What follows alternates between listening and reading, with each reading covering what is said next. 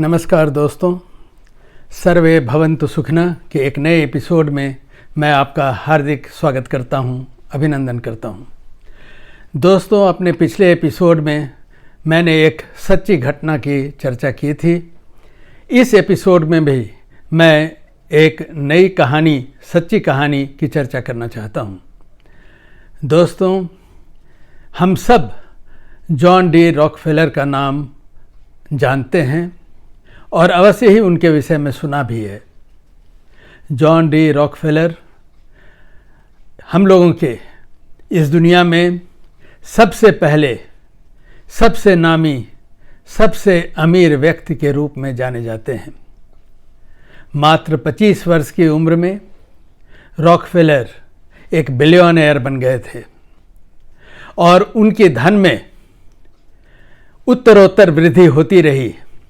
30 साल, 32 साल, 35 साल, बहुत ही जल्द वो अमेरिका के सबसे अमीर व्यक्ति बन गए।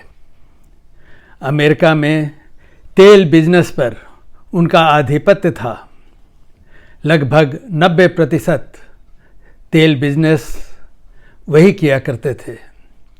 इतने अमीर व्यक्ति जिनका पूरे अमेरिका में बोलबाला था, वो जब 53 वर्ष के हुए तो उनके स्वास्थ्य में अचानक गिरावट होने लगी। स्थिति इतनी खराब हुई कि उनके सर से बाल झड़ गए, बदन सूखने लगा, कमजोरी होने लगी। बड़े से बड़े अस्पताल में उनका इलाज हुआ, बड़े से बड़े डॉक्टरों ने उन्हें देखा और डॉक्टरों ने अंततः जब वो 53 वर्ष की आयु के थे तो उन्हें कहा कि अब आपकी ज़िंदगी 1 साल से ज़्यादा नहीं बची है, हम लोग कुछ नहीं कर सकते। रॉकफेलर बहुत उदास हुए। एक रात जब वो सो रहे थे तो उन्हें अचानक लगा कि हमने इतना धन कमाया, फिर भी ये धन हमारे किस काम का है।